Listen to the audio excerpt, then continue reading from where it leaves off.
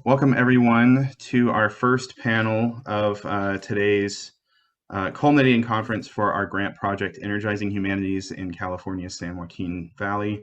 My name is Andrew Bond, and I'm one of the project directors, along with Oliver Rosales and Josh Ottum here. I'm a professor of English here at Bakersfield College, and I've been sort of handling the literary aspects and sides of our grant project, and we'll talk a little bit more about that in a few minutes. But Josh, you want to go? Yeah, I'm Josh Ottum. I run the commercial music program here at Bakersfield College. And I've just been pleased to be a part of this grant. And I'm excited to kind of look back as well at all these great guests we've had over this time. And like I said, I guess I was maybe the part of the voice for maybe the art side, right? The sound side and the art side of this grant. So it ended up being nice and interdisciplinary. So I'm excited to kind of review it today. Yeah, my name's Oliver Rosales. I'm a professor of history at Bakersfield College, especially the Delano campus. And I think for me, this grant really started, it was a conversation that I had with Andrew Bond in my Delano office. I remember I met Andrew after an event that I had organized in Delano, and we started a conversation going. And I think I might have applied to this particular grant line and didn't get it, and really needed to expand disciplinary. So I think Andrew was able to facilitate that very, very well. So this is a great grant. I've talked about it in other contexts nationally, and I think the National Endowment for the Humanities definitely looks at us as an exemplary program. So I'm very, very pleased to see it come to an end, and excited to look back a little bit, like Josh. Yeah. So kind of going off of that, since you brought up the conversation, I love how your mug is apparently transparent whenever you like hold it up real quick, just so that people can see. Like we see your background in the mug. It's awesome. But anyway, to kind of bounce off of what Oliver was saying in terms of the start of this grant, we were sitting in his office in Delano and having a conversation, and we were sort of commiserating about the fact that it felt like we couldn't teach the same class at different campuses. Like when I'm teaching in the main campus and then I go to Delano, like resources are a little different from campus to campus, or at least they were at that time. Or if I go to Wasco or Arvin or McFarland and we're sort of using borrowed space, there are some limitations. And so we were kind of talking about like equity issues like that. And then we were also eventually moving toward talking about how rich the local culture is and how it feels like it goes relatively unappreciated or underappreciated in academia, especially like even at Bakersfield College. And how for a lot of our students, the idea of culture is somehow something that, it doesn't take place here. That's something that happens outside of this region, right? Like you go to LA if you want culture, you go to San Francisco Bay Area if you want culture. But the thing is, we really wanted to highlight. I was already kind of working some local things into my pedagogy, my classroom experience for my students, in terms of assigning books that were based in like local regions, stories that dealt with the populations that the campus serves, and we started bouncing off ideas about what we could do with this grant project. Because as Oliver said, he had applied to it once, but it was turned down because for whatever reason. But he said he wanted to work in a more interdisciplinary element. And I said, oh, why don't we like work in maybe music? Because, Bakersfield sound, but there's got to be more than that even going on out here. And I had already known Josh because Josh and I were hired at the same time. We were both hired in fall of 2015 was our first semester here. So I talked to him, and then we had a few meetings at Lengthwise over like some pints of beer and everything. And it started kind of snowballing from there, and eventually over the course of something like 4 months or more, really, we wrote up a draft of the application. Google Docs was just like flooded with just our output for a little while there, and then we eventually put the application in and found out that we got $100,000 from a national grant agency. And Andrew, let me just add one quick thing too that's interesting, just for the record and for everybody else's who's interested in community colleges.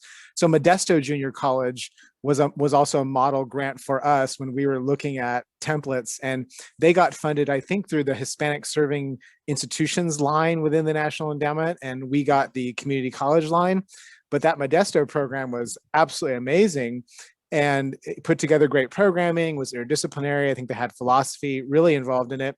But one of the things that I noticed, and I think you noticed as well, Andrew, was that it was very much focused on the northern end of the Central Valley. Yeah. And there was very little stuff dealing with the San Joaquin Valley. So we thought, again, we had a real, strong application that could argue for funding.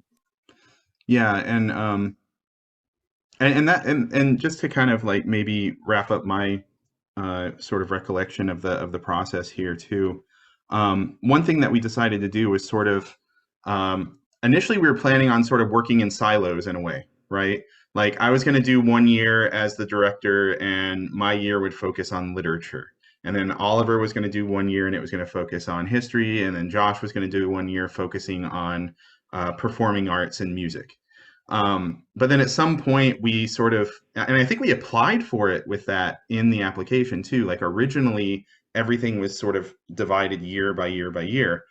And at some point we realized, if we're going to have faculty cohorts involved, which is what we decided to do, where we have faculty members sort of coming on board and participating in grant events to work toward improving instruction in the classroom, but also bringing more of the local into the classroom and sort of acknowledging the local cultures, histories, artistic output, etc. We realized that if we just do singular years around one particular area of study or subject matter, then it would sort of rob some cohorts of maybe participation in a particular kind of angle, right? So like if they only signed up for the literature year and then they didn't have time to do any of the other years, then they didn't get to do anything with the history aspects of it or the music and performing arts aspects of it. So we decided to sort of intermingle everything and integrate the three parts and just try to have like an interdisciplinary focus for each year, so that when we brought those cohorts in, they would have a variety of subject matter and content to encounter, rather than just being sort of like, well, I'm signing up for the literature year, but I don't want to do the history year because I hate Oliver, or something like that, right? But yeah, so we should say too, Andrew, that like again for folks listening, like there was a pretty good demand for, I think, the program. I think we probably were able to accept into the cohort, which all that meant was we had this much amount of money. But we were very lucky that the Levin Center stepped up and helped to fund us even more for cohort members, because we had to turn people away. So there's a demand for that kind of interdisciplinary collaboration and professional development that's funded, right? Yeah. And we've been fortunate in terms of our cohort participation as well. A lot of our cohort members are actually here today, and some of them will pop in shortly to maybe talk about their experiences and what they've done with the work coming out of this grant. But we've had like a really good interdisciplinary group of cohort members too. We've had people from history, philosophy, English. English has probably been a little overrepresented because we always have like a pretty good English contingent. What other departments?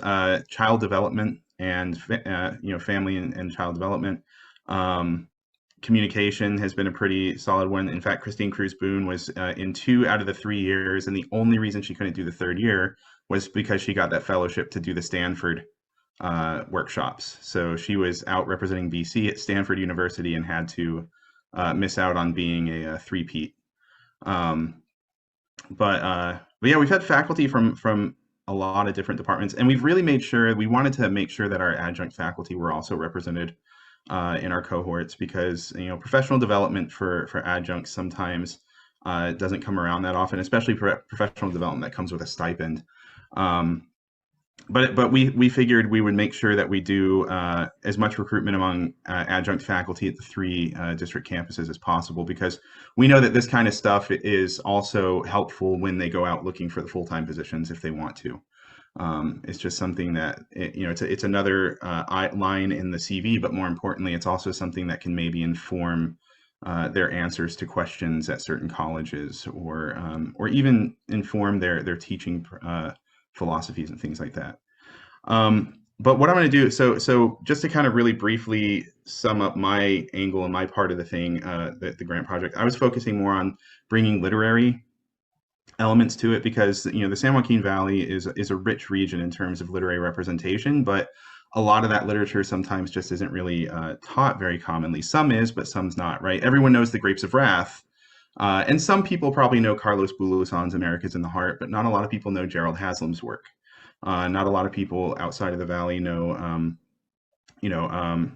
what's her name? Helena Maria Veramontes, yes. Like, I mean, she's a pretty popular author. She teaches at Cornell, but, I don't think many people, if any, were ever teaching her writing until, I think, Richard Marquez, me, I know Daniel Gomes teaches her novel as well. I think Naomi Ratuku as well, too. But, like, people weren't really kind of doing that like much, if at all. Maybe they were teaching the Grapes of Wrath, but they weren't really doing that much else. So we wanted to kind of bring the literary elements into it, and just to kind of highlight a couple of things that I did with that was when we had Sarah Wald here from the University of Oregon, she wrote a book called was it The Nature of California? And it's basically, it talks a lot about the representation of farming, farm labor, and this region, right, California's Central Valley, and its agricultural regions, how they're represented in pop culture, novels, etc. And so just to kind of, like, I think it was probably like my favorite activity that we did up to this point, for the most part, in terms of field trips. We went out to the Weed Patch Camp, which is featured in the Grapes of Wrath and was also an inspiration for that book. So we went down to the Weed Patch Camp, which is basically sort of on the border of Arvin and Lamont. It's like right there, kind of in the in-between a little bit. And that camp was active for roughly like 40 years almost. And it was a laborers camp where basically the federal government funded it and provided some really basic amenities for migrant workers around the era of the Dust Bowl. So we went down to the camp, we toured it, and what we were able to do too was, thanks to the Kern Housing Authority, tour the modern facilities that are now on the grounds, where present day migrant farm workers come through, and they sort of pay rent for these apartments that can house up to, I think, 4 to 6 people, depending on the size of the unit. And this is subsidized by Kern Housing Authority, but the workers also pay rent for them and everything. But it was kind of cool being able to make that connection between the literature, right? Because we're used to reading about the Grapes of Wrath, and understanding that it was set in the region and inspired by it. But then actually being there on the site and seeing the historic buildings that were, and we were given a tour by Sharon Garrison and her daughter, who, and Sharon's one of the people who maintains the site with the Historical Society, because she lived there when she was a child. Like, she was basically born in the camps. And yeah, so that was like one of my favorite activities, that we took the whole cohort down there. And then a group of us splintered off for an unofficial visit to La Paz to go to the Cesar Chavez Memorial and visit the national park, sort of upgrade of the old UFW offices into a really great site. With that, I think that sort of translates into the history side. So I'll let Oliver take over. And maybe on that was it, with a private tour by Andres Chavez. Oh yeah. Caesar's grandson. And if folks saw Joe Biden come to town last month, Andres was the one who coordinated the entire White House visit. So we was a very special occasion. I think it was maybe the third tour I've had with Andres, who's just absolutely amazing. So I was glad that the cohort got that unofficial tour. One thing I wanted to add about Sunset Labor that was really rad for me as a historian, I think what I wanted to bring to this whole entire grant series, which is both my strength and weakness, is the farm worker movement narrative. Because US labor historians, US civil rights historians, there's so many people working on this question, right? But it's just not taught in the Valley, like, for a whole host of reasons. Like, it's a complex historiography, and like, two, I know I saw Rosa on this, she'll know, like, the farm worker movement is so polemic historically, right? It is a real people still have family members that were supporters of the union or were strikebreakers, or maybe they were victims of immigration policies that the UFW favored. So it's hard to tell that story. But one of the things I want to mention about Sunset Labor that was rad for me was, I think Gabriel Thompson came before we went, before Sarah Wald, right? In Gabriel Thompson's book on Fred Ross, Fred Ross was at the Sunset Labor Camp. He was there as a government employee.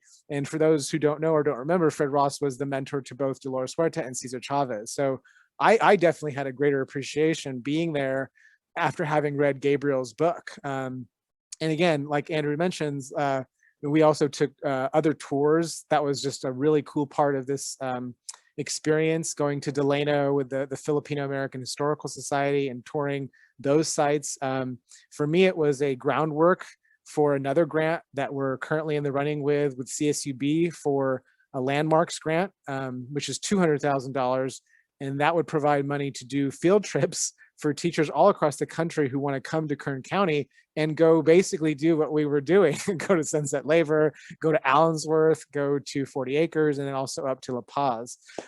So it's really an extension. That application was really an extension of the work that we did here. And I think I was much more competent as a project director and grant writer to argue the interdisciplinary appeal. That was my weakness, I think, 3 years ago or 4 years ago when I was applying for funding, and just maybe not appreciating like the level of interdisciplinarity here. I know Joseph Tepe is not here, but like Joseph's work in art, or Ronnie Rest's work in art, is also absolutely lined up with the San Joaquin Valley and trying to bring focus. So, I want to hear from others, especially the cohort members, but like one of the great things I hope that can come out of this is like our institution will give more resources and support for bringing the interdisciplinary scholars that focus on the San Joaquin Valley. Steve Waller, the dean over STEM, said just the other day, is like, why don't we have an annual San Joaquin Valley Studies Conference? We could bring in folks from industry or STEM who do work on this area, and then also have folks from literature or history, and we're all studying the same space. So to me, those are like the intangibles that have come out of this for me as a project director that like I don't think I ever would have gotten, as a single project director on a grant otherwise. Working with others is just totally, valuable. So I'd love to hear from Josh though. Yeah, I mean, I echo that. I welcome the interdisciplinary thing at every chance I can get. I just finished graduate work in interdisciplinary arts, which basically means you end up taking whatever classes you want to take. And so I got really interested in environmental humanities and studying sound. And I was really happy to meet up with Andrew initially about this, and then get to know Oliver more. And I guess memorable, I was kind of filing through all of the different events we've had. And, we're going to talk more about Gerald Haslam later tonight, but he's written many important books, both sort of fiction and then nonfiction. And I came across his work on California Country, which is a great book he put together in the 90s on UC Press, I think. And he's got such a unique perspective and talk about learning how to think about place through your pedagogy. I think he's just a master of kind of weaving in place into the way he writes and giving us a picture of California that's super unique. Playing off of sort of the same thing that Mark Arax is doing tonight. So that's an exciting thing. And that was a great kickoff event. And then, the three that I think was mostly responsible, I hope I'm not leaving any out. There's a professor that works on video game studies at UCSB named Alenda Chang. And she really connects the environmental humanities, like really thinking deeply about the climate and the way humans interact with the earth, into her interest in video games. So I felt like she opened everybody's minds to all these incredible video games out there that kind of help us reimagine place. And she'd also done some work way in the past where they almost gamified air quality conditions in the San Joaquin Valley. And that's just like I don't think it necessarily came to fruition all the way, but just the thought, sort of the innovation of her research, I found really compelling. And then we had a graduate student, Daniel Rios, who is a product of UC Merced and from Bakersfield, and now doing PhD work at UCSD. And he taught us a lot about this history of sort of conflicts between races and issues of social justice, and how there were these bands, these interesting bands in the 60s in Southeast Bakersfield, which is just important work. I can already kind of envision his book, right, in like 5 to 10 years, maybe. Have one of you reached out to him recently, right? Andrew, maybe you reached out to Daniel? Yeah, I've been talking to him a little bit. Yeah, his work's really interesting because he focuses on a music sort of a pocket of music culture in the region that, you know, like almost any music culture in the region that's not the Bakersfield sound gets overlooked, right? Yeah. I mean, like we all know Merle Haggard, we all know Buck Owens and the sound associated with them, but I think he's really highlighting a musical culture that that was important on the east side of town, right? Because there's a lot of kids of color coming together and playing in these Battle of the Bands and all these really kind of interesting things where you have like a mix of like early rock and, you know. Yeah. And we had a performance that night, right? At his talk, there was some live music by some local kind of legendary folks. So that was such a cool thing. And then the final one I kind of had a connection to is a sound artist, really interesting sound artist named Brian Harnetti. And, you know, he and Alenda Cheng didn't necessarily do work directly on the San Joaquin Valley, but I thought our grant was really nicely balanced because I like to think about, you know, experts on areas are great and they can teach us many things about the area, but folks just doing kind of innovative research and having really kind of engaging perspectives on place can teach us a lot about how to think about the place we live, right? So Brian works on Southeast Ohio and strip mining and sort of looks at how the environment changes there with extraction industries and all this stuff. And he and I both had some really interesting insights as we reflected on differences and similarities between the built and natural environments in San Joaquin Valley versus a place like Southeast Ohio. In fact, I mean, a fun fact, he was interviewed recently. He's doing really well as sort of an interdisciplinary artist and scholar. But he was interviewed recently, and at the end, he talked about his whole trip to Bakersfield. And the one thing he kind of learned was that out there, the relationship between the natural landscape and the built environment and all these, you know, extraction industries and things like this is sort of hidden right over the hill out there. So you could drive down the highway there, right? And there's pine trees, but right over that mountain, it's all gone, right? And mountaintop removal and all this stuff. A lot of times you actually can't see it from your sort of pedestrian zone. And he comes to Bakersfield and all of that infrastructure is totally exposed, right? Like it's all just part of our environment and you can almost not go many places without seeing it.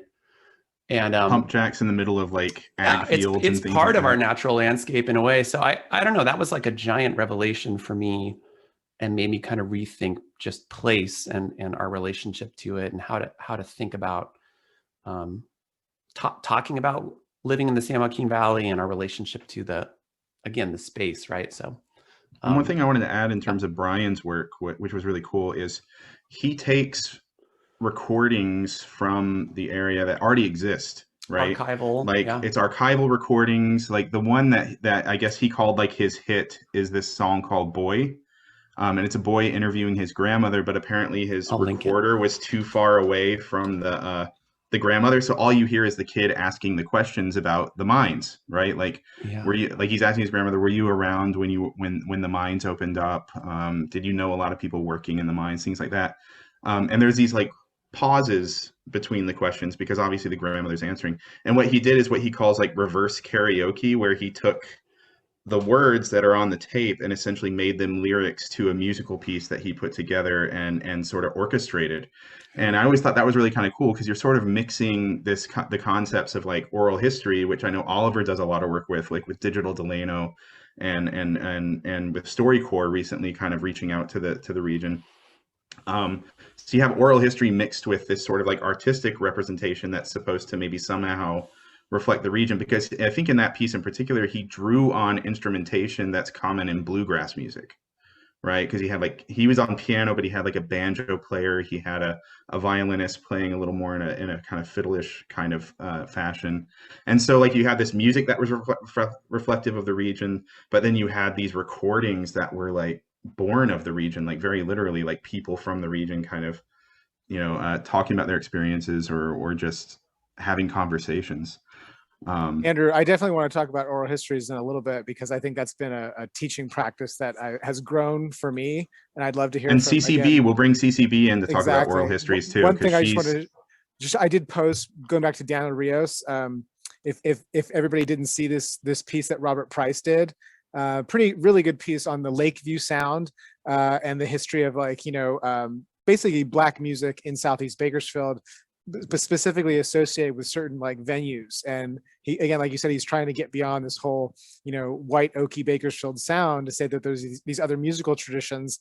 And I think that's definitely what Daniel's trying to do by studying music as a form of cultural production. I think for his dissertation, he's trying to also like expand his definition of cultural production beyond music, and looking at the other ways that, Black and brown people produced cultural artifacts during the civil rights era, and really in a highly segregated area. And again, Price's article picks up on segregation in music. So if you haven't checked that out, go check it out for sure. And Josh, I didn't mean to interrupt you. I think you were going to say a little bit more. So. Oh no, I think I was wrapping up. I mean, I just underscore the idea that like interdisciplinarity is almost more comfortable for me. I'm a little more uncomfortable in a room full of musicians than I am in a room full of folks from a bunch of different disciplines. So I think if anything, that's the inherent lesson I learned from this experience, is we should do more of this so we can just learn tactics, right? Different ways to work with our region and our students, and to help make our students see themselves in our classroom, right? That seems to be a big theme we're shooting for. Yeah. And one thing too, like what we'll do is, again, if any of the cohort members in the audience want to join in, just do the raise your hand thing, and I'll promote you to panelist here in a minute. But as I mentioned in the beginning of this, we wanted this to be about faculty enrichment as well, like making sure that the faculty in the district have access to some of these resources that maybe they weren't too aware of, or maybe they knew about them, but they just didn't have maybe some connections, right? They didn't know who to reach out to. They didn't know what books or texts to like kind of consider. And so all of this was really the bulk of it. We did have the way that we structured these events was we would have a public talk typically on a Thursday evening. And then Friday morning, we would have a sort of more intimate discussion without the public around, with our faculty cohort members and the guest speaker from the previous night, to talk about how they employ certain aspects of place-based pedagogy, their own research in their teaching, or if they weren't a college instructor or whatnot, they would talk about maybe their work or their writing or their artistic production as it relates to place, and how that kind of influences where they're going with their work. So with our cohorts, though, like one of the big goals was having faculty walk away with ideas, things that they could take and maybe apply to their classroom experience, things that they could maybe, that would hopefully inspire them in developing maybe course assignments or units for their classes, or themes.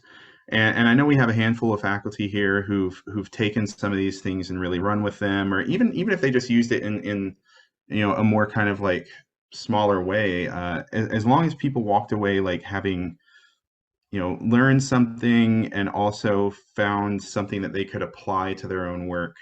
I think we felt accomplished with that much. And we did get some feedback from people as we were going, like faculty would talk about how they're, using a certain book now, or they get their students in touch with a certain scholar or, figure that we've talked to. But what I'd like to do now is actually open up the floor to some of our cohort members. I know we've got Christine Cruz-Boone from Communication, who also teaches pretty heavily in our rural sites.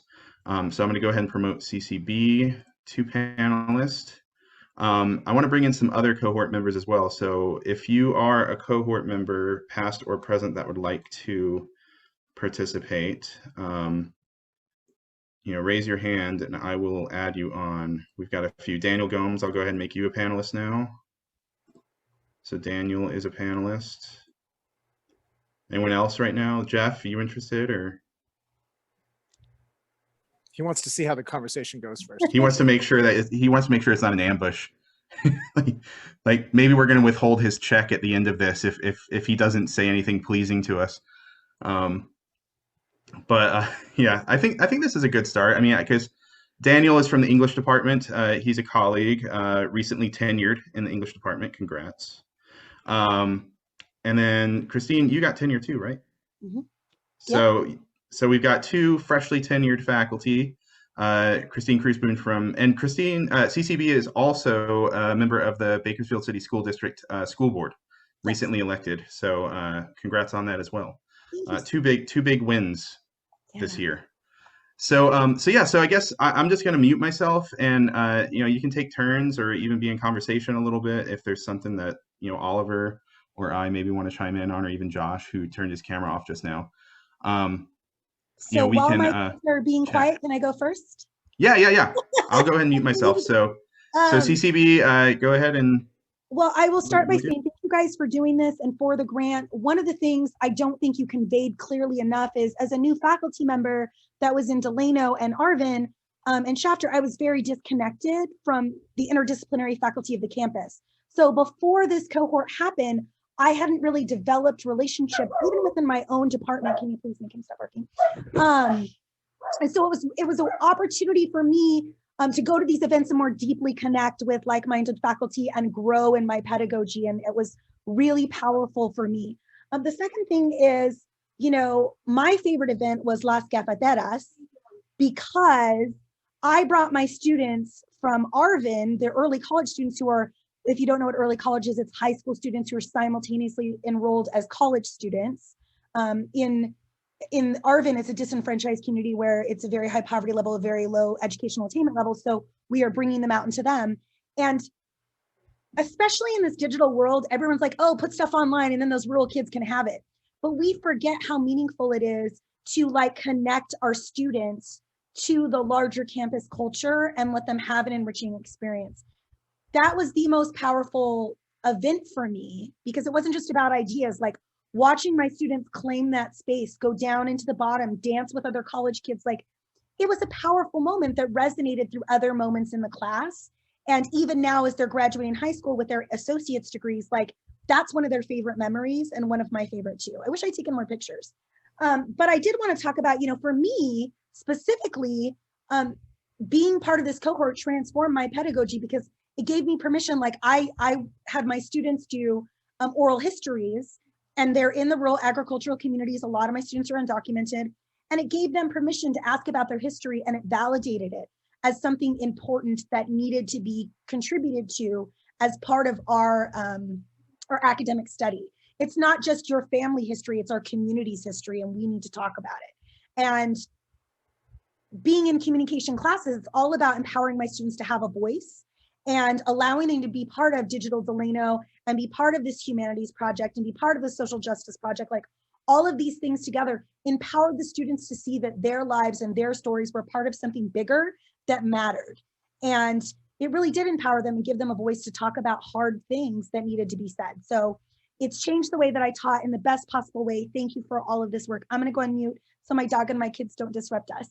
That was a lot, sorry. I know Gomes is going to speak. I just want to say I could listen to CCB all day, and I'm going to start going to board meetings just to hear her talk. But one quick note, just for the record, is that the Las Cafeteras event was not funded by the National Endowment for the Humanities, although we strategically aligned them. So we were like, let's have this one event happen at 4 p.m. and then let's funnel everybody to the concert.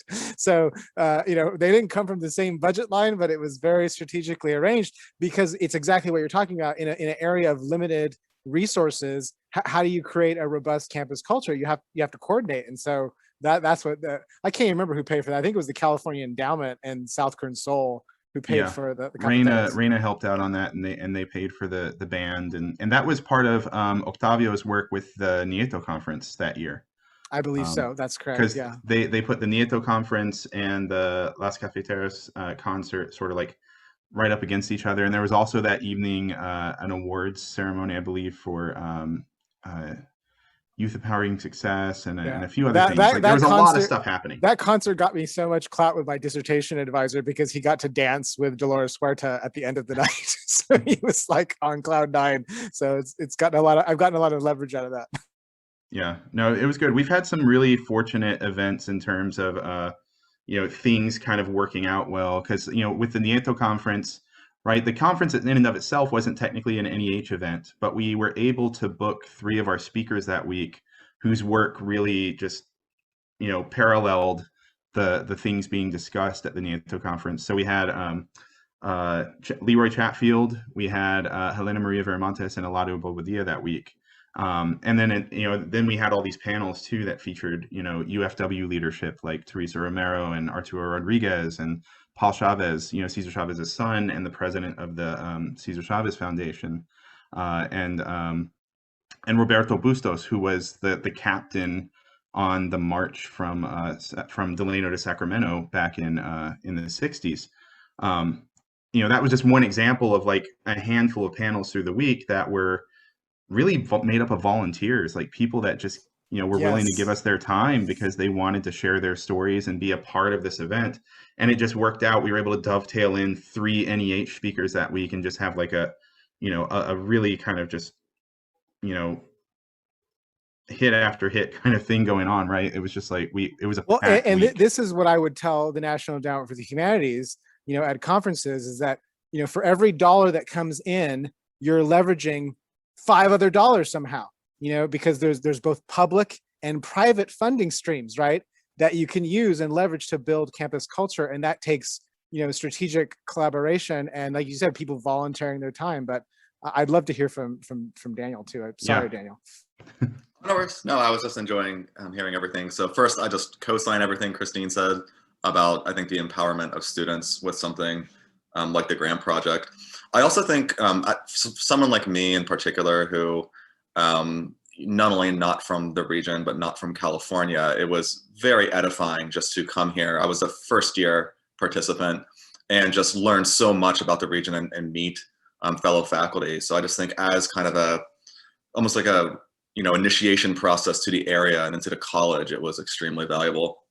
I think I also learned it can be intimidating, I think, sometimes to teach local materials when you still feel somewhat new or kind of fresh to a place.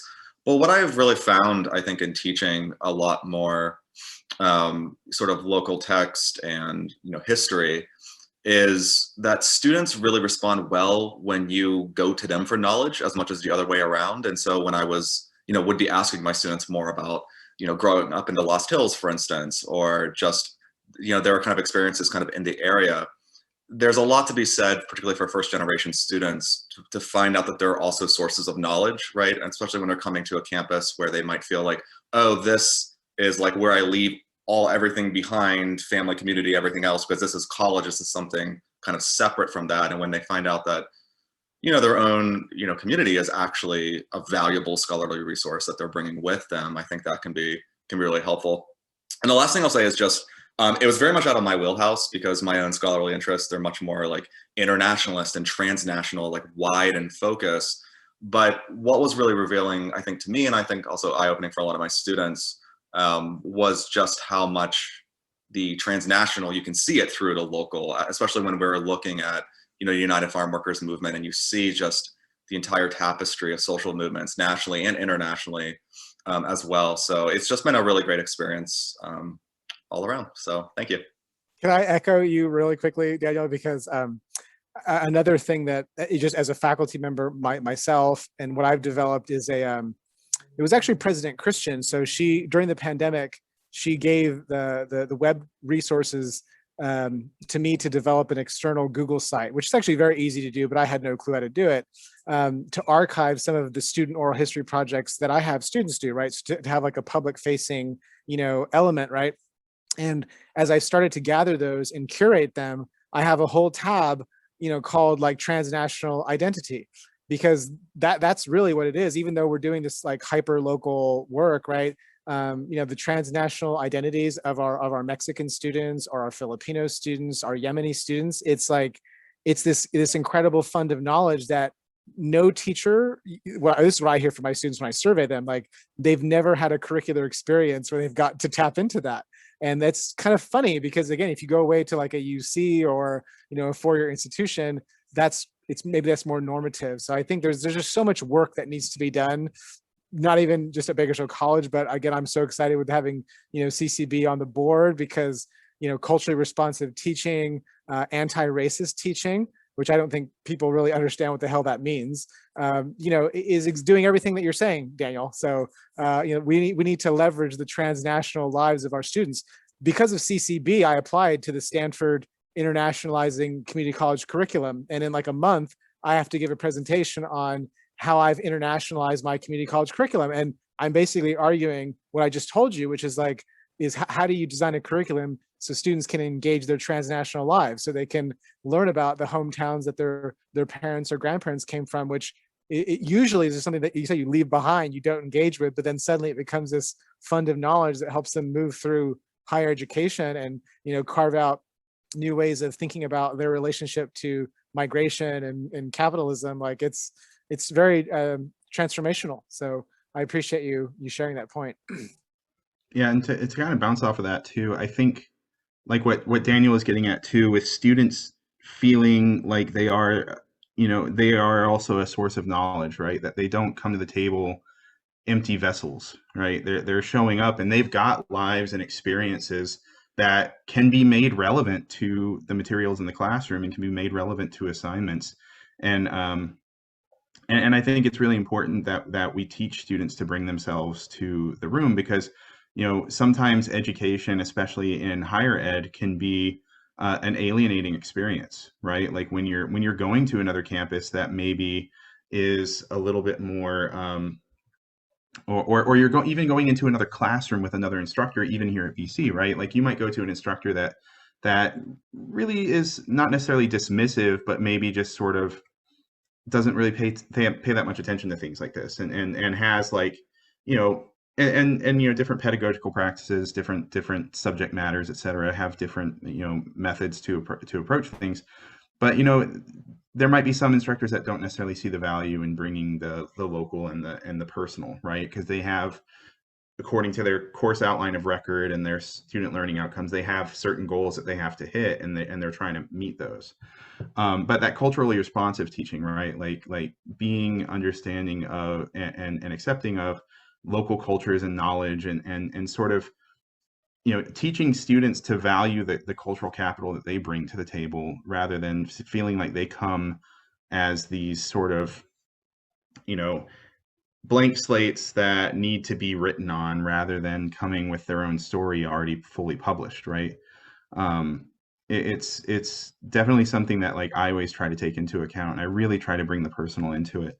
And one thing that kind of came up too is this idea of like transnational and internationalization. Like it reminds me a lot of Rob Wilson, who teaches at UC Santa Cruz, his work on globalism, and he has this concept like this book called Global Local that talks a lot about this kind of like the connections between like the broader kind of like global economies and cultural economies to like these local scenes, and how there's like this sort of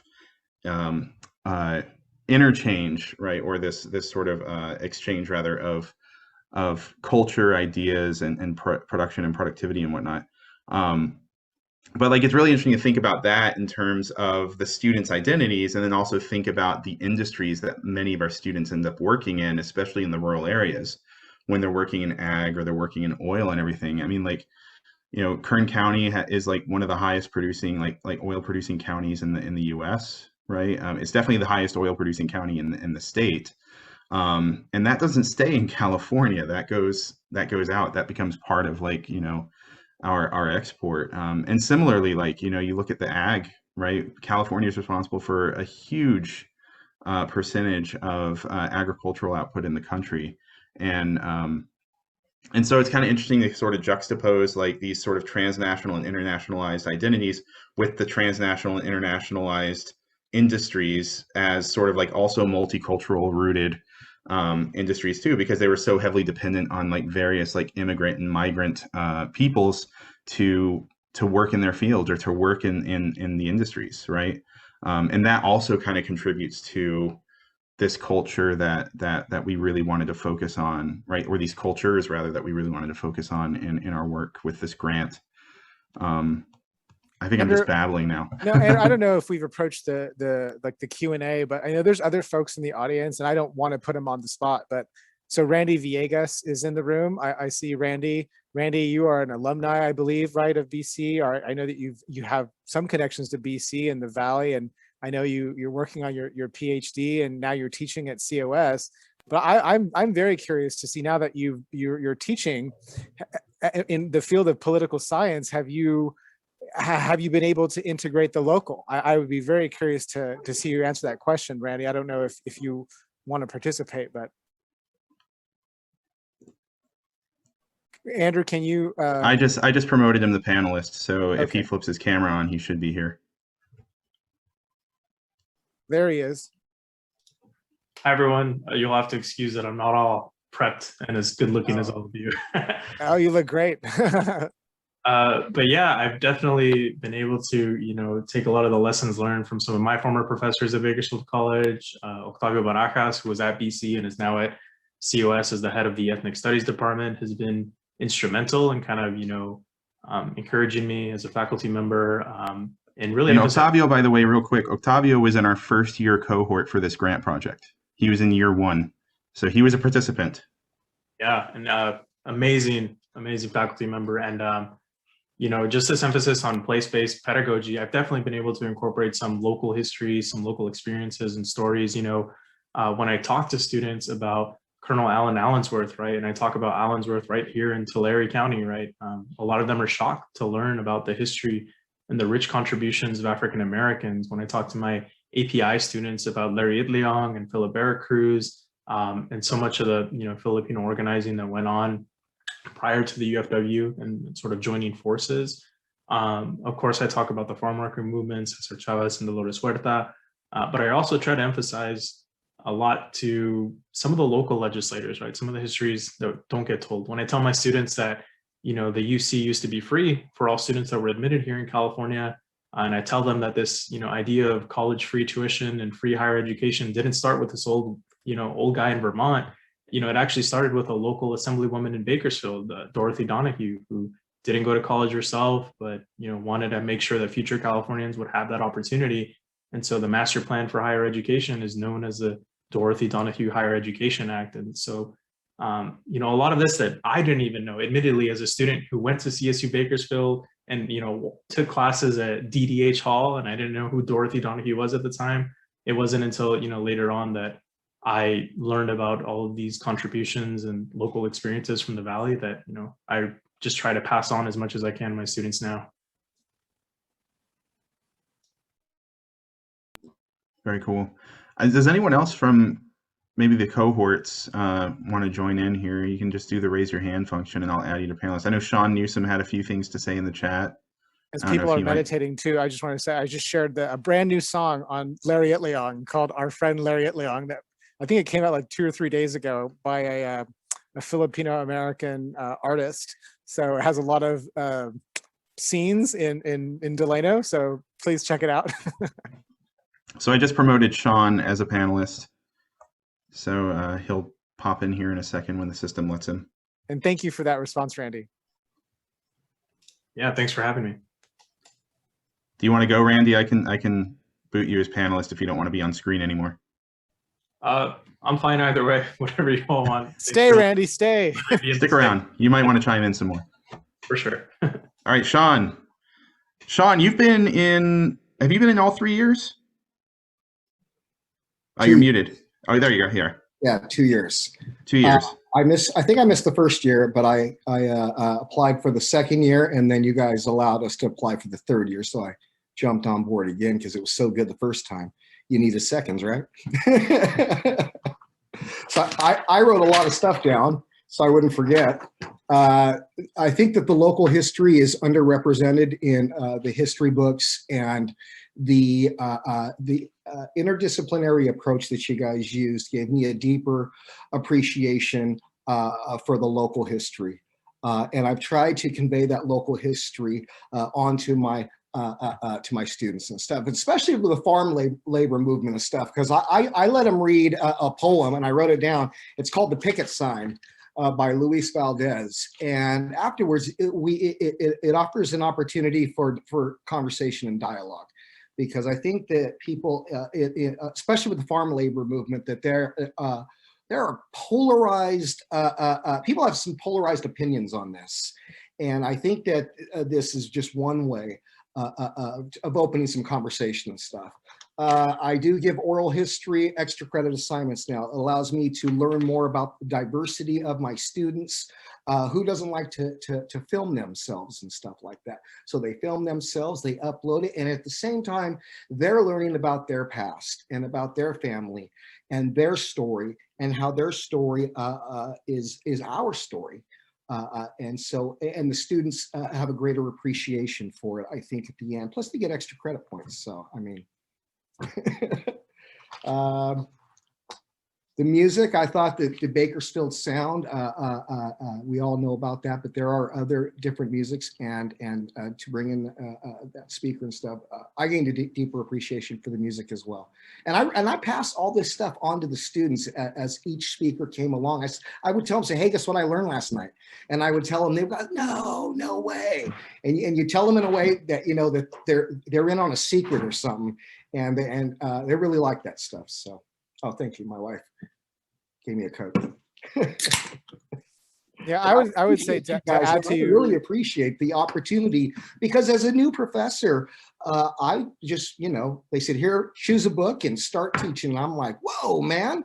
And so you start teaching out of a book, but there's so much more that could be in the book that's not in the book. And you guys provided an excellent source of resources that we could draw from to incorporate interdisciplinary approach to it. So that was really great, and I appreciate it. I'm glad we had this grant.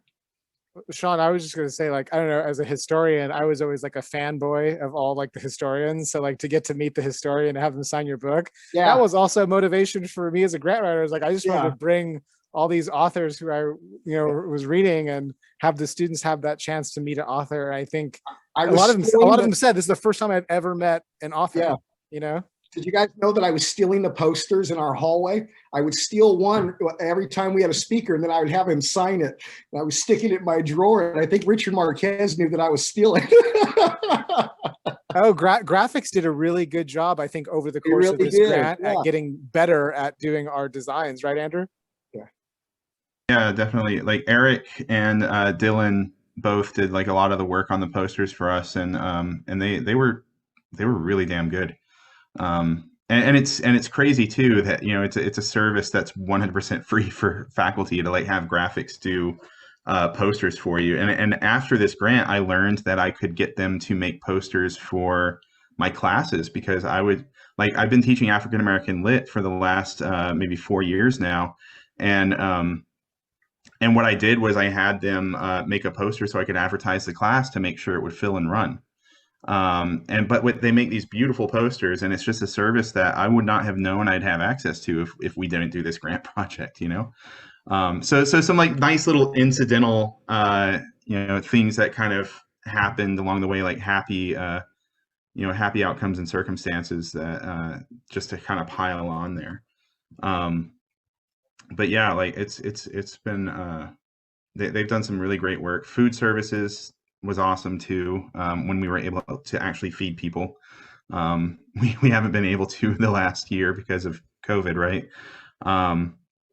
But yeah, we had some really great events, and you know, the support services on campus all around have been great. Like Chris and Raby and the media services team, IT, have been like super helpful. MPR, like the marketing and public relations team, has been great too.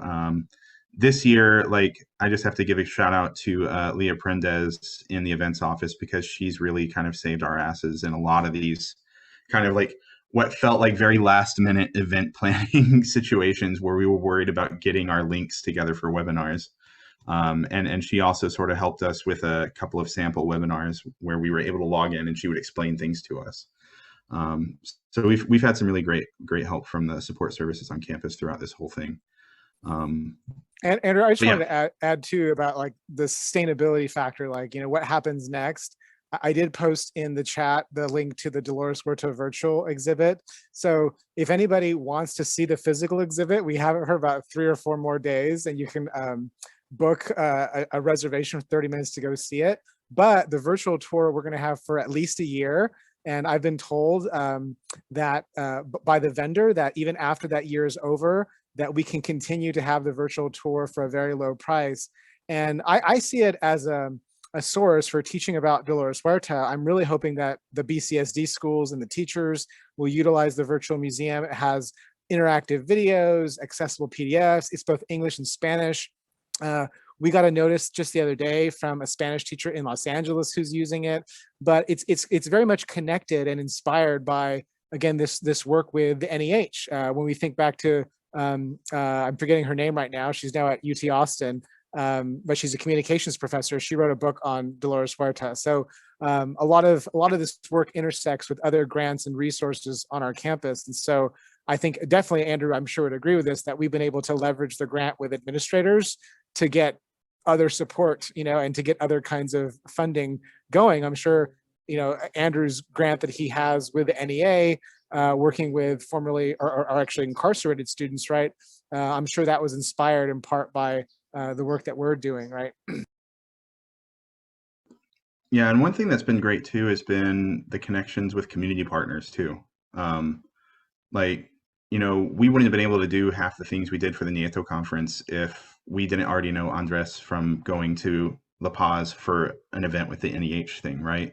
But then, you know, I became friends with him, and then I texted him one day and said, like, hey, do you think your dad would be on a panel about the UFW for us?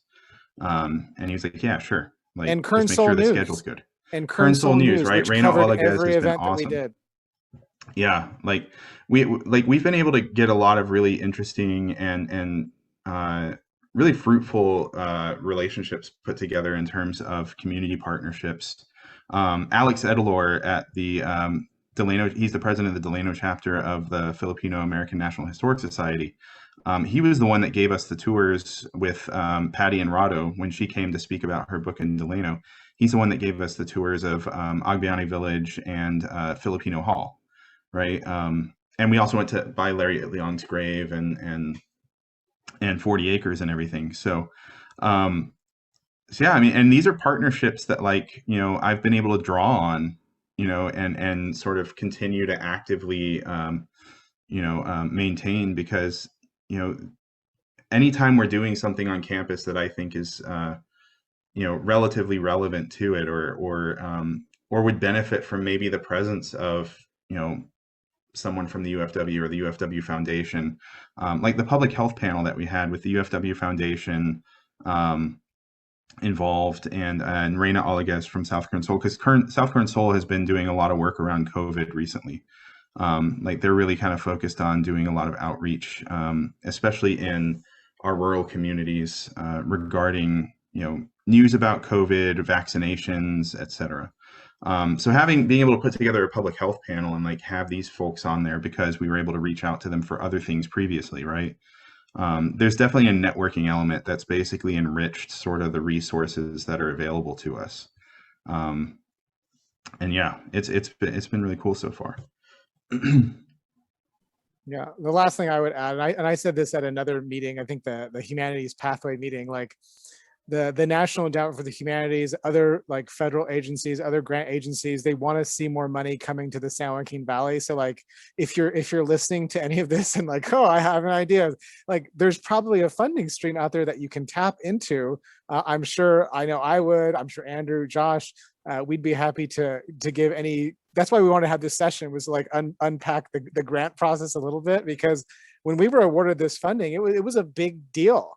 Like, $100,000, like maybe for STEM, that's not a lot of money, but for the humanities, it was a lot of money. And, I don't even think we spent it all because of COVID. And COVID threw a wrench into a lot of our programming. So I know we appreciate the patience of all the cohort members who are here in sticking with things, because you know, it's been a hard year. So thank you. Yeah, they've been waiting basically an extra year to get paid. Like that's so the year 3 cohort, like after these events, and as of tomorrow afternoon, you're done with your duties and we'll start processing payments. But yeah, I was wondering if anyone else wanted to jump on with us here and maybe share their experience. Oh, Rosa wants to say something. Rosa Garza, who is a professor of Yay. history. So I'm going to promote her to panelist. Our events were populated with students because Rosa always sent them there. Oh, Carolyn too. We'll get Carolyn Lane on. All right. So Carolyn. Andrew, you're and Rosa. diminishing our prestige every time you offer another panelist slot. So, so Rosa, well, we need some estrogen, so let's not call it diminishing the prestige. very true. Yeah. All right. So we got Rosa and we've got Carolyn in.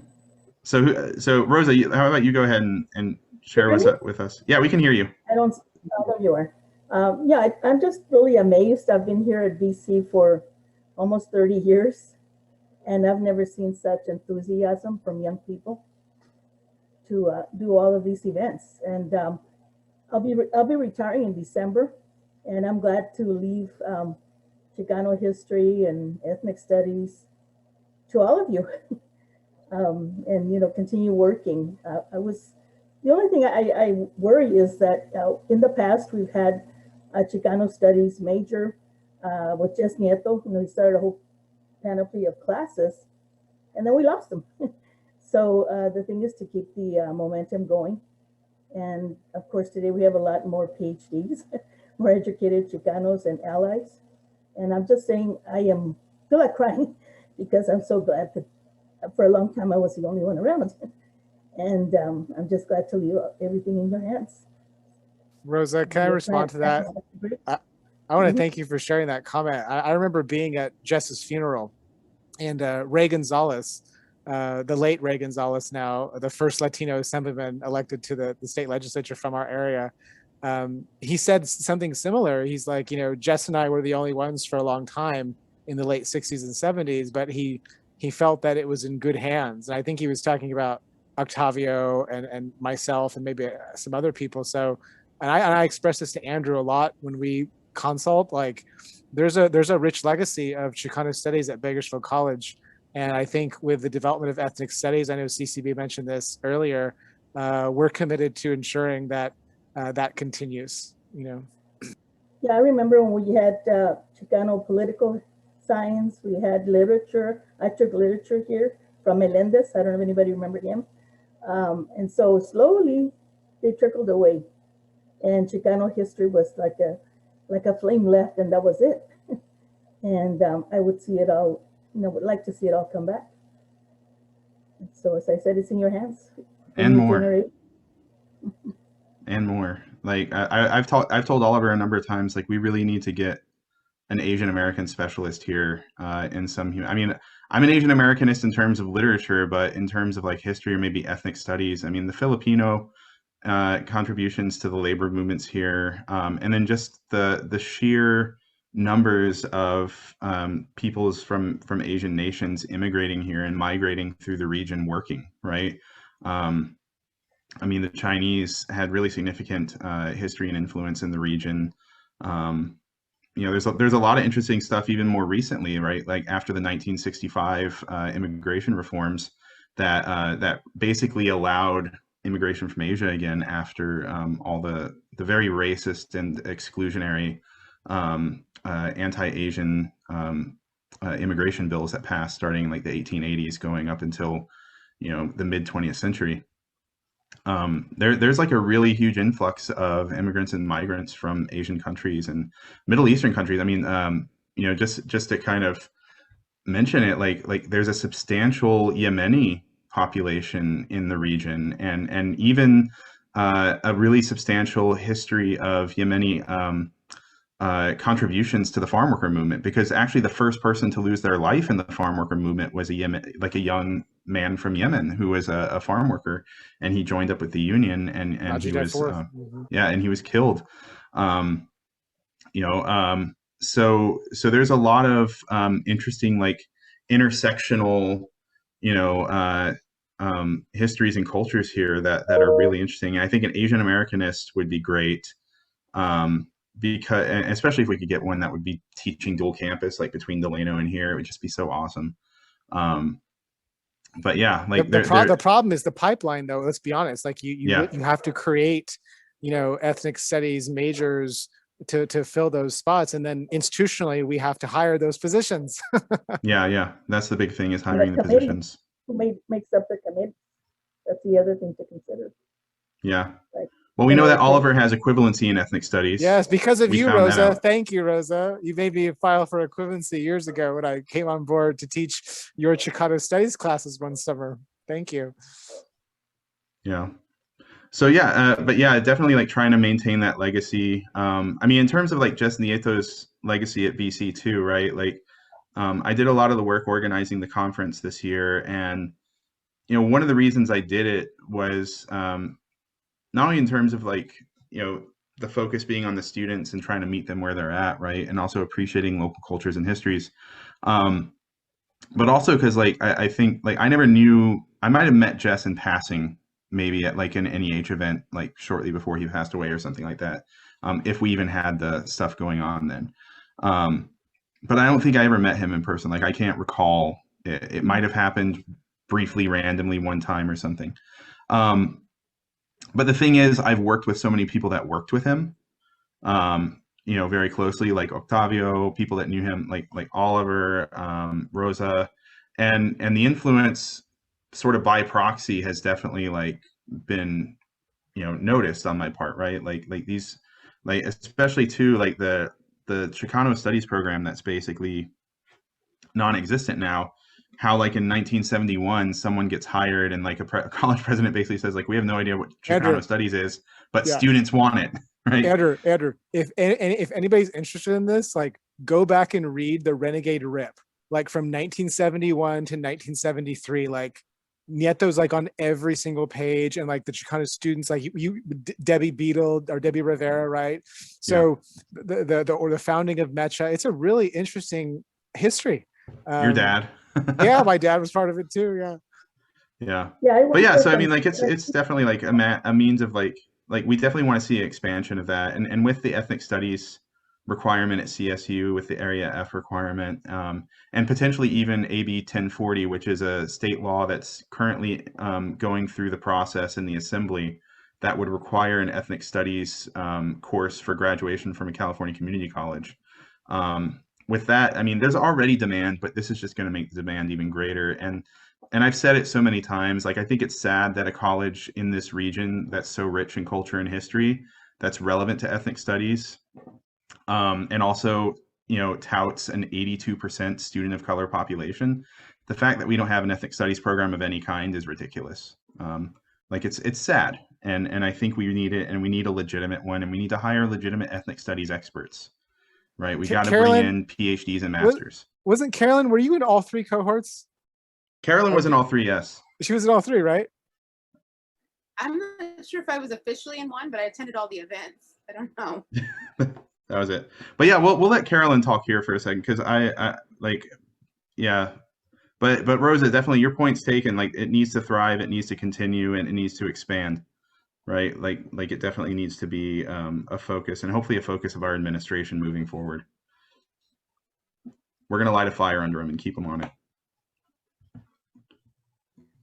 So Carolyn Lane is a professor in the FACE department and a perennial attendee of anything humanities anywhere in Kern County, apparently. I love it. Yeah. I mean, like, I think it was Daniel that said he's not from here. I mean, I grew up in Wilmington, Delaware. I knew nothing about this local history. So I was like hungry for it. I was like, tell me about how everybody got here. I want to know everybody's business. And partly my nature, but also it just helped me to make connection with the students and meeting all the, I never would have had a chance to meet faculty from other departments. I'm still a lecturer. So, you know, I don't even know some of the other faculty in my own department. So is really a good opportunity to meet others. And then as it's just kind of made me want to know more. And I got the nerve up to join the doctorate program at Cal State. I'm finishing up my second year. I passed my qualifying exam and going into proposal. So I'm looking at researching Muslim Americans, and it feels tied into a lot of what we've been learning. I was surprised to learn that Yemenis had anything to do with the history of this area. And when I saw the crescent when we took that one trip, I was like, wait a minute, what's that doing there? So it was really interesting and surprising. But all of what everybody said before, ethnic studies is really an interest of mine. I know I'm child development, but there's a course that we teach is, quote, the diversity meets a diversity requirement. And I could see so much being done to that class, should they hire me full time, and changing it all, changing that up and meeting the ethnic studies requirement, because it certainly could. And it's right now the class is often boring and, and it really shouldn't be. And it really could connect to the students locally. But I sneak stuff in here and there when I can at BC, or if I'm teaching at Cal State. And whenever I do, I just see students kind of come to life. Like, I went home and talked to my grandpa, and I didn't know that happened to him, and stuff like that, where, you see people tearing up and realizing that, wait a minute, that's me, that's my history, that's, and I knew nothing about a lot of it. I mean, I didn't study, I knew of Cesar Chavez, I knew of Dolores Huerta, but I really didn't study either of them in school. So just getting to know, it's been valuable. And the trips, I'm such a chicken, I never would have taken any of those trips on my own. So without this group, I would never have seen those things. And I didn't realize how much I needed a field trip. So that, I mean, having gone there, been there, seen things, it really made a big difference. And I got to meet CCB on those trips, so that was fun. Make new friends. Yeah, so it's been very valuable all over the place. I'm like writing down stuff about critical race pedagogy, and I'm like, it really meets so much of that. These are the counter stories and building relationships, increasing cultural competency and fluency. So it's like hitting all the marks of everything I've been reading for my lit review. So I'm like too into it. But yeah, I love this program. I hope to participate in future grants. So Carolyn, I know that you're at CSUB. I just wanted to say again, for the record, they also had an NEH grant. And I know that some of the activities they did the Tamalada. Dustin Knepp, I think he's your supervisor maybe. The Tamalada that they did at South High, I think was funded maybe in part by some of their NEH funds, because it was educational and a community event. And I loved it because it was able to, combine food, community building, but also education and teaching people about, Mexican culture and transnationalism. So I was gonna say that's something that came out of this grant too. I got the opportunity to teach, I normally teach child development classes. And because of Oliver, I got to have the chance to teach interdisciplinary studies course. And that was awesome. It was very similar to one of the child development classes. And that was so awesome. And that's where I got to put on the And that's what I said, is I said, Carolyn goes to every humanities event in Kern County. She'd be perfect.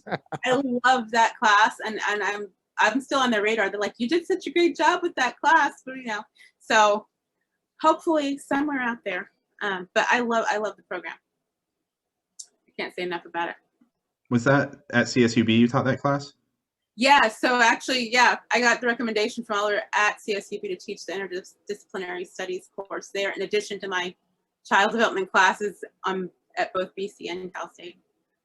Well, let's be honest. I mean, the folks from CSUB were looking at us for a lot of the work that we were doing and being innovative, because a lot of the CSUB professors are not from Bakersfield. They're not from Kern County. So it goes back to what Daniel was saying about us providing a kind of, an education for faculty about how to teach place effectively here, which can be a challenge. They really, like, I feel like, not to talk badly about some of my colleagues, but they have no clue about the students and the people they're working with. They just got the job and they're here. And I'm like, they have no community connection. So I feel like this ought to be, I know Cal State has a program where they do, ethics across the curriculum. I've been saying we need, a program like this with ethnic studies across the curriculum, or something similar to that, because most of the faculty, I feel like they're out of touch. I don't know, or they don't seem to, I don't know that they don't care, but it doesn't seem like they do. So I think this needs to be a part of, like, I don't know, orientation, indoctrination, some kind of professional development, because how can you teach the students and you don't know anything about them? Don't use the word indoctrinate. Andrew and I are very sensitive to that. Yeah. We've heard that word a number of times. Enrichment, cultural competency. There you go. So Rosa, you wanted to say something? Yeah, a while back I did an English 2 class. Maybe there's something we could get into also. That's a great point. Yeah, so I did the part in Chicano history and somebody did something else. We took like a time period and talked about the literature, and I talked about the history, the 1930s and so forth. That was supposed to be a deliverable, right, Andrew? Was the English 2? We did talk about that, like creating maybe creating some English B2 classes out of this, especially if we have a lot of, because we've had a lot of English faculty cycle through here and take part in it. And then we had faculty from all other departments too, right? Like a lot of other departments that, so I think the potential for that is still definitely there, right? Like it's very easy to just reach across and say like, hey, you were in the cohort with me and we were both interested in this. So thank you everyone for coming. It's been a great 4 years, and yeah, Josh, you want to chime in there? Yeah, I mean, my only closing thought is time is crazy because it seems like 15 years ago we started this. And I'm super stoked for tonight. Tonight's going to be awesome. These next few events. So I've told everybody I know about Mark Arax's book. So.